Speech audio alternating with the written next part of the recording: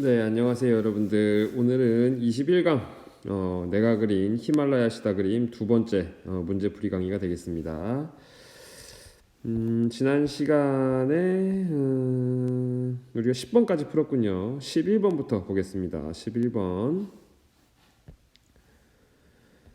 자, 1의 이야기, 사생대회, 1, 여자 학생이죠. 여학생이 사생대회에 참여한 부분에 지문이 나와 있고요. 그 다음 여기서 영의 서술자랑 만나는 장면이 나와 있죠. 간장 냄새가 나던 녀석. 그 다음 나는 영의 이야기 백선규죠. 역시 사생대회에서 그 1의 서술자를 만난 부분이 본문에 나와 있습니다. 가와 나의 상황을 정리한 것으로 적절하지 않은 것을 찾아라 라고 되어 있습니다. 적절하지 않은 것을 찾아라. 사생대회에 가의 나와 여자 학생과 나의 나 남자 학생 백성규가 참가했다. 그렇죠. 가의 나는 자리를 옮길 수 있는 상황이 아니었다 라고 되어 있습니다. 가의 나는 자리를 옮길 수 있는 상황이 아니었다. 부분을 찾아보면은 이 부분이 있죠. 자리를 옮기려고 했지만 이미 노란색 크레파스로 밑그림을 그린 뒤라서 그럴 수가 없었어 라는 거죠. 이 부분을 통해서 2번 자리를 옮길 수 있는 상황이 아니었다. 맞고요. 3번 가의 나와 나의 나는 서로를 이미 알고 있었다 라고 되어 있는데 서로를 이미 알고 있지 않았죠. 서로를 알고 있지 않았습니다.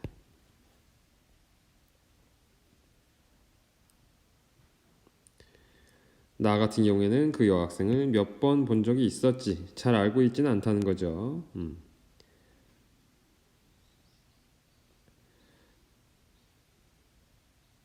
그 다음에 여기서도 보면은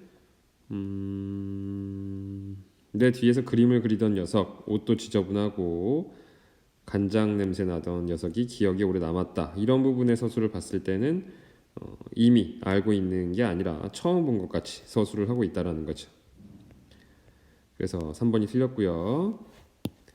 4번 나는 가의 나가 자신을 싫어한다고 느끼지만 굳이 자리를 옮기지는 않았다라고 되어 있습니다. 이 부분을 확인할 수 있는 것은 나를 한번 힐끗 넘겨다 보고는 코를 찡그리더니 더 이상 눈길을 주지 않았어. 가의 나가 나를 싫어한다고 생각을 하는 거죠. 자리를 뜰 것 같았는데 계속 그리기는 하더군.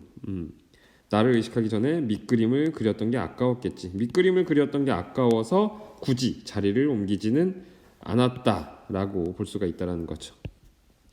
5번 가의 나와 나의 나는 같은 방향을 바라보는 위치에서 앞뒤로 앉아 그림을 그리고 있었어. 그렇죠. 여학생이 앞에 있었고 이 남학생이 뒤에 앉아 있었다라고 서술이 돼 있었습니다. 맞는 내용. 정답은 3번이 되겠습니다.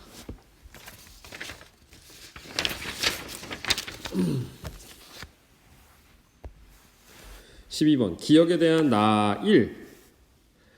나 1 백성규를 이야기하는 거죠. 기억에 대한 백성규의 생각으로 적절한 것은 정답을 2개 고르라고 되어 있습니다. 기억 보겠습니다. 내 뒤에서 그림을 그리던 녀석이라는 거죠.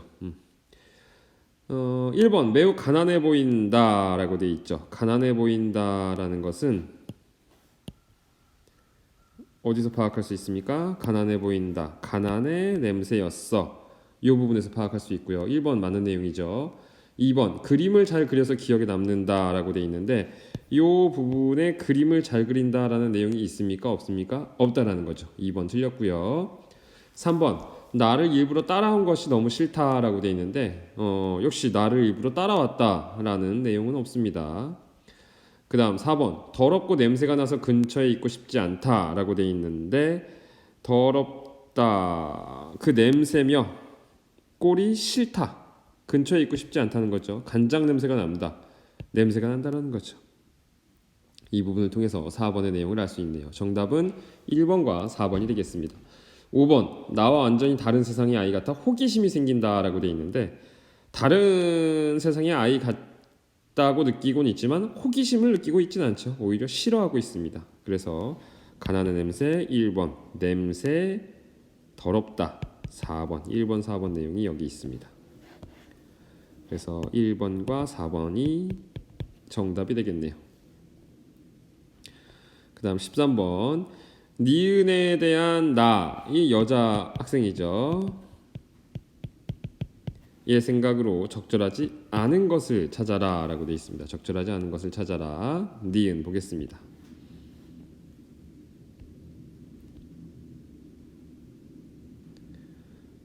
잠깐만. 앞부분에서 설명을 조금 잘못했네요. 여기 있는 나 1의 생각은 여자아이죠. 여자아이. 헷갈렸네. 여러분들도 주의해야 되겠습니다. 시험 문제 풀 때. 기억에 대한 나의 생각. 기억은 누구를 의미합니까? 백선규를 의미하고 나일은 여자아이. 그러니까 여자아이가 백선규를 어떻게 생각하는지를 묻는 거였고 2번 같은 경우에는 나 영이 백선규죠. 니은은 여자아이가 됩니다. 즉 백선규가 여자아이를 어떻게 생각하는지 그걸 찾아라 라는 내용이 되겠네요. 자, 다시 보겠습니다.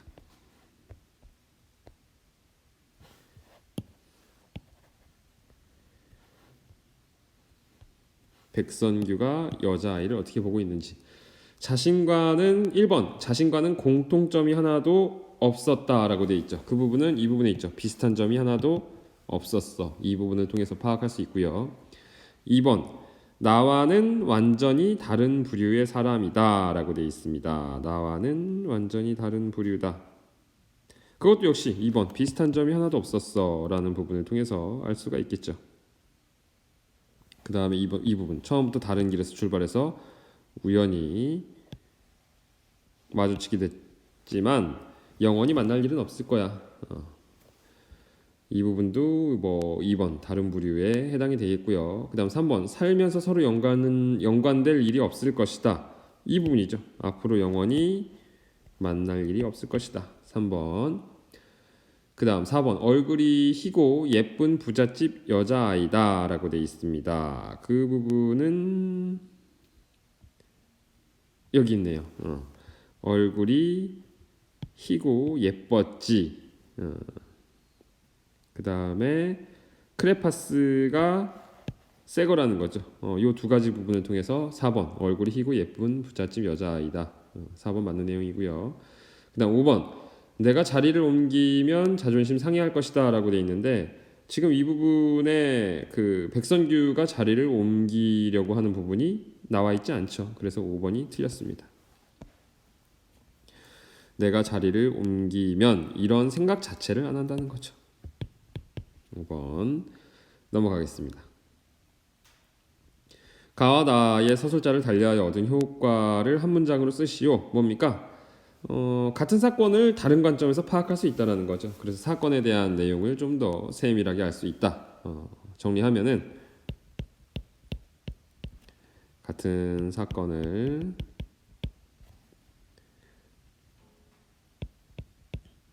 다른 관점에서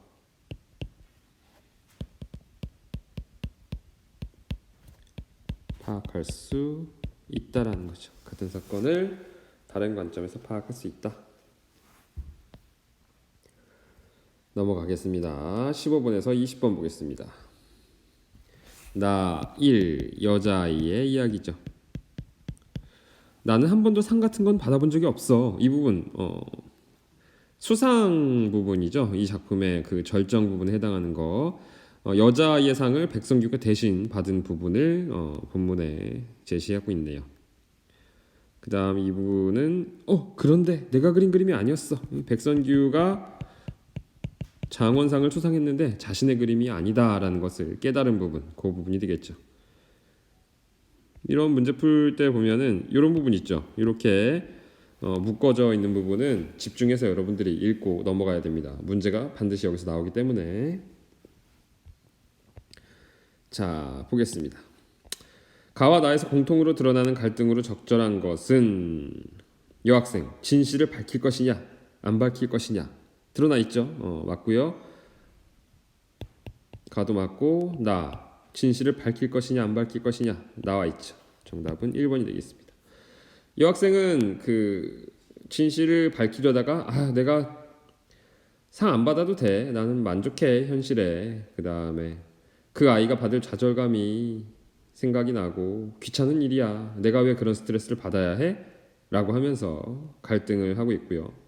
나 같은 경우에는 자신의 그림이 아니란 걸 알고서 이걸 밝혀야 할 것인가를 고민하다가 이제 그 자신의 행동에 대한 부끄러움이죠. 주 선생님 앞에 가서 그 울었던 그런 기억을 생각하면서 밝히지 못하겠다라는 내적 갈등. 내적 갈등이다라는 것은 마음 속의 갈등이죠. 마음 속의 갈등을 내적 갈등이다라고 이야기합니다.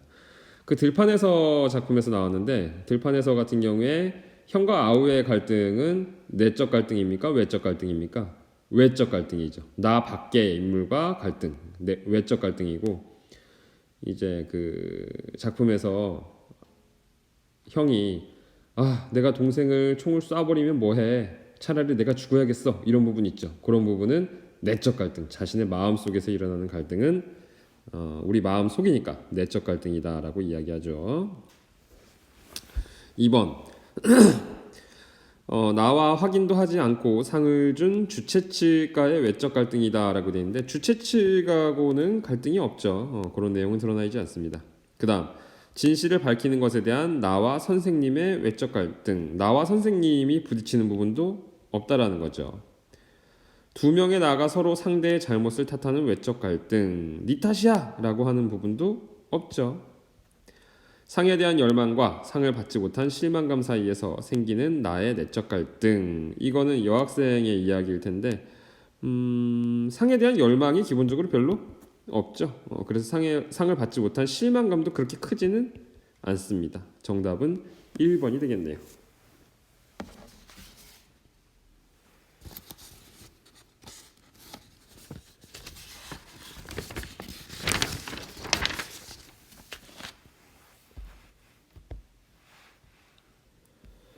자, 1번 가에 나타난 나 1 여학생이죠. 삶의 태도로 적절하지 않은 것을 찾아라 라고 되어 있습니다. 스트레스를 받지 않고 편안하고 즐겁게 살고 싶다. 그렇죠. 지금까지 나의 삶에 별 불만이 없으며 충분히 만족한다. 그렇죠. 부잣집 딸로 태어나서 하고 싶은 거 다 하고 살았죠. 실수를 굳이 드러내서 다른 사람의 비난을 받고 싶지는 않다라고 되어 있습니다. 그렇죠. 잠깐만. 실수를 굳이 드러낸다. 실수라는 것은 뭐 그 작품의 번호 124번이었죠. 그걸 잘못 적었다라는 걸 텐데 다른 사람의 비난을 받고 싶어 하진 않는다. 다른 사람의 비난에 대한 내용이 있습니까? 없습니까? 없죠. 여자아이가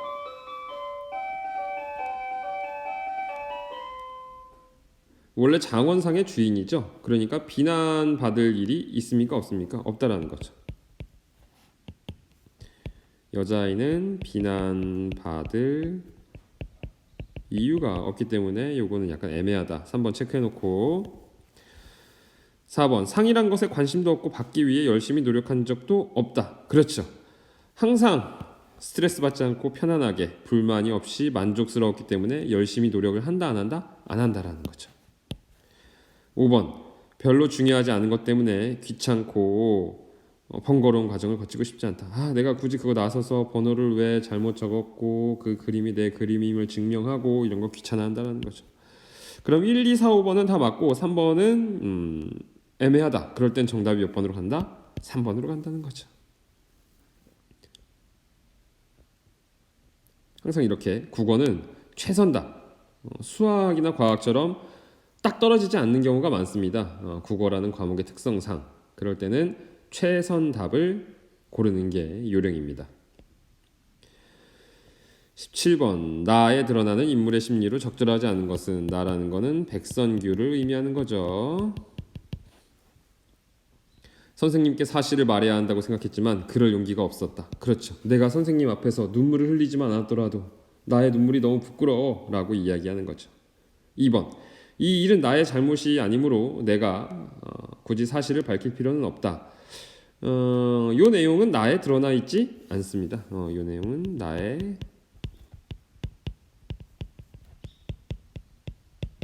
내 잘못이 아니야 라는 부분은 나에 드러나 있지 않다라는 거죠. 따라서 2번이 틀린 것 같고요.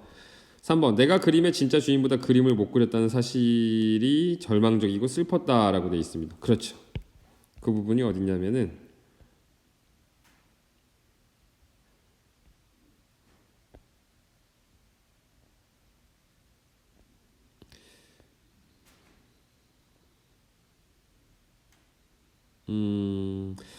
교과서 원문에는 그 부분이 명확하게 드러나 있는데 지금 이 부분에는 잘 드러나 있지가 않네요. 내 그림은 아마 버려졌을 거다라는 그런 부분이 있거든요. 교과서 본문에 그 부분을 생각을 해야 될 것 같습니다. 그다음 4번. 자신이 상을 받은 그림이 자신이 그린 게 아니라는 사실이 너무나 놀랍고 충격적이다라고 돼 있죠. 이 부분이죠. 내가 그린 그림이 아니었어 라는 부분, 이 부분에서 충격을 받고 있습니다. 5번. 그림의 진짜 주인을 만난 순간 그냥 현실을 외면해버리고 싶을 만큼 부끄럽고 괴로웠다라고 되어 있습니다. 그렇죠. 현실을 외면하고 싶고 부끄럽고 괴로울 땐 우리는 어떻게 합니까? 눈을 감죠. 예, 여자아이를 지나칠 때 눈을 감았다라는 부분이 현실을 외면하고 싶을 만큼 부끄러움을 표현하는 부분입니다. 그래서 17번의 정답은 2번이 되겠습니다.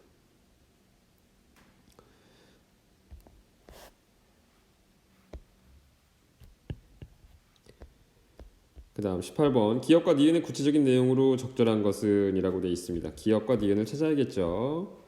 기업, 나 자신의 실수. 이거 뭡니까? 자신이 번호를 잘못 적은 거죠. 자신의 번호가 아닌 백성규의 번호를 적은 것을 이야기하고, 니은은 실수를 바로 잡아 달라고.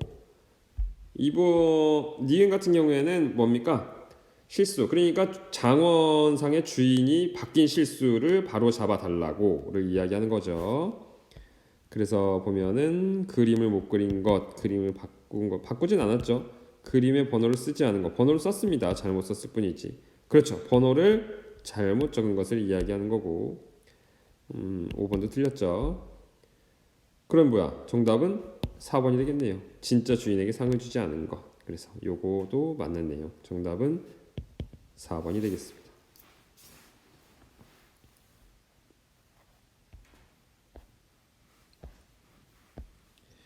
A와 B가 어떤 상황에서 드러난 생각인지 한 문장으로 정리하고 이 상황에서 가의 나와 나에다가 한 결정을 한 문장으로 요약하시오라고 되어 있습니다. 이 문제는 조건문이 여러 가지죠. A, B가 어떤 상황에서 드러난 생각인지 한 문장으로 써라. 즉 어떤 상황인지를 먼저 써야 된다는 거죠. 그래서 이걸 정리하고 이 상황에서 가의 나와 나의 나가 한 결정. 이게 두 번째가 되겠죠. 그래서 첫 번째, 두 번째 조건이 있습니다. 일단 간단하게 접근할 수 있는 게 가의 나와 나의 나가 한 결정은 진실을 밝힌다, 밝히지 않는다, 밝히지 않는다는 거였죠. 그럼 그것이 어떤 상황이었는지 다시 한번 보면은 왜 안 했을까? 나를 스쳐가던 그 아이, 그 아이의 표정 때문이었을까? 떼국물이 흐르던 목덜미, 찌든 냄새, 너절한 인상이 내 실수를 바로잡는 것을 귀찮게 했다. 어쩌면 그 아이가, 그 가난에 찌든 아이가 가지게 될지도 모르는 좌절감 때문에 내가 그랬는지도 모른다라는 거죠. 그러니까 지금 이 부분은 장원의 그 주인이 바뀌었다는 것을 알았지만은 그것을 밝힐지 안 밝힐지 고민하는 상황이죠. B도 역시 나는 찢어질 것 같은 통증을 느끼면서 강당을 나왔어. 그때 여자아이가 걸어 들어왔어. 그 아이였어. 나는 그 아이를 지나칠 때 눈을 감았어. 라는 부분이죠. 역시 장원상의 주인이 바뀌었다는 것을 알게 된 상황에서 했던 생각입니다. 간단하게 정리를 해보면은 상황은 장원의 주인이 장원 주인이 바뀌었다는 것을 알고 둘이 마주쳤던 상황이죠.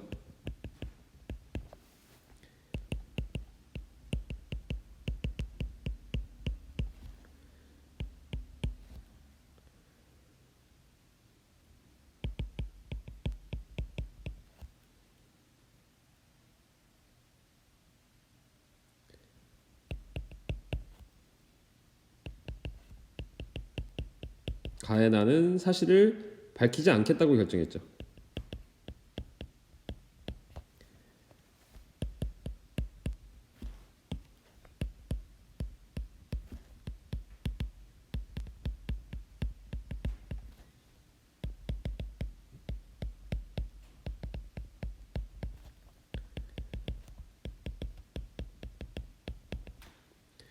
진실을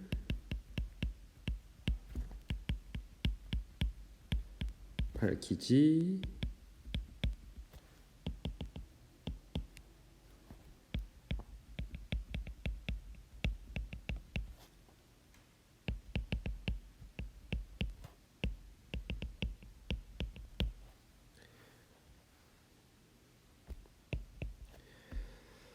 상황은 장원 주인이 바뀌었다는 것을 알고 둘이 마주친 거죠. 강당에서 마주친 상황이고 가의 나는 사실을 밝히지 않겠다고 결정을 했고 나의 나는 진실을 밝히지 못하겠다고 결정을 했습니다. 여기 조금 다릅니다. 않겠다라는 것은 나의 의지로 그러지 않겠다라는 거고 못했다라는 것은 나의 능력이 벗어난다라는 거죠. 나는 그걸 하지 못하겠어. 너무 부끄러워서 라는 거고 여자아이는 그 아이가 받을 좌절감 그런 것들이 난 다 귀찮아. 내가 하지 않겠다라는 거죠. 쉽게 비교하면 밥을 먹지 않겠다와 밥을 먹지 못하겠다는 완전히 다르죠. 하나는 나의 의지고 하나는 나의 의지를 떠난 내가 할 수 없다라는 능력이 부족하다라는 부분이죠. 그래서 요 한 명은 밝히지 않겠다, 한 명은 밝히지 못하겠다. 어쨌건 뭐 밝히지 않는다 쪽 맥락으로 썼으면 맞는 내용입니다, 여러분들. 그다음 20번 서술자를 파악하여 소설을 감상하는 방법으로 적절하지 않은 것을 찾아라라고 되어 있습니다. 서술자 파악에 대해서 이야기하는 거죠. 작가가 이러한 서술자를 설정한 의도를 추측한다. 그렇죠. 서술자는 이 작품의 주제나 분위기 등을 표현하는데 가장 알맞은 사람이라는 거지. 그럼 작가는 왜 이러한 서술자를 설정했는지를 생각을 해야 됩니다. 2번 서술자에 대해 작가는 어떻게 평가를 내리는지 파악한다. 서술자를 내세우지만 작가는 그것에 대해 평가를 내리지 않죠. 작가는 어떻게 평가 내리지 않습니다. 서술자가 소설의 분위기에 어떤 영향을 미치고 있는지 파악한다. 그렇죠.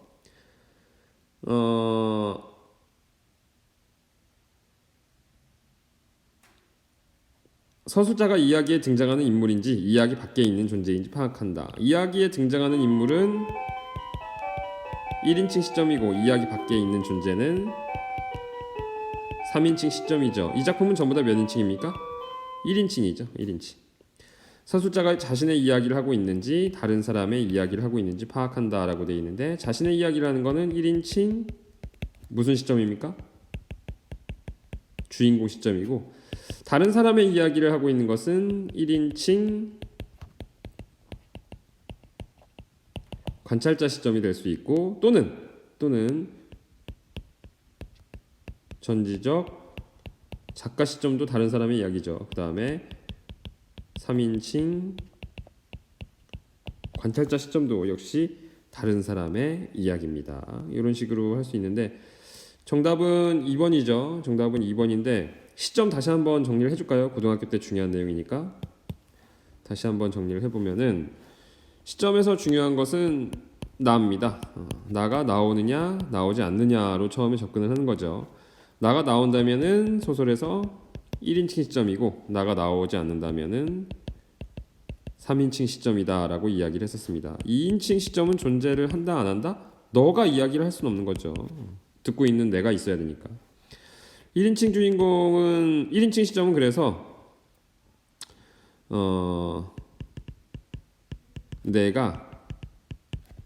내 이야기를 하는 것이 있고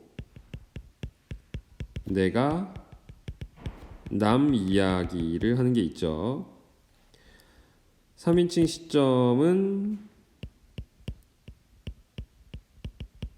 전지전능한 신의 관점에서 이야기를 하는 게 있고 마치 카메라와 같은 기능을 하면서 이야기를 하는 게 있죠. 그래서 내가 내 이야기를 한다는 것은 이게 서술자죠. 서술자가 내 이야기를 한다. 서술자가 바로 주인공이 된다는 겁니다. 그래서 이걸 무슨 시점? 1인칭 주인공 시점이라고 할 수 있고 내가 서술자가 남 내가 다른 주인공의 이야기를 한다는 거죠. 나는 주인공의 친구라는 거죠. 1인칭 관찰자 시점이 되는 거죠. 전지전능한 신은 모든 것을 다 알 수 있죠. 견지적 작가 시점입니다. 그에 비해서 카메라는 우리의 그 대화와 무엇만을 볼 수 있습니까? 행동만을 관찰할 수 있을 뿐이죠. 이런 시점을 무슨 시점이라고 한다? 3인칭 관찰자 시점이라고 하는 거죠. 이런 식으로 볼 수 있죠. 내가 내 이야기를 하면은 1인칭 주인공, 내가 남 이야기를 하면은 1인칭 관찰자, 전지전능한 신이 돼서 모든 인물의 내면을 볼 수 있다면은 전지적 작가 시점, 인물의 내면을 보지 못하고 그 인물의 대화나 행동만을 관찰할 수 있다면 3인칭 관찰자 시점. 이런 식으로 우리나라 그 소설에서는 4가지 시점으로 분류한다는 거. 이 체계표는 고등학교 때까지 유효하고 요것만 잘 알고 있어도 다 시점 분류를 할 수 있으니까 잘 기억을 하시기 바랍니다. 자, 내가 그린 히말라야 시다 그림은 이렇게 마무리하고 다음 시간에 훈민정음이죠. 훈민정음 문제를 제공할 테니까 그거를 풀어 오시기 바랍니다. 수고했습니다, 여러분들.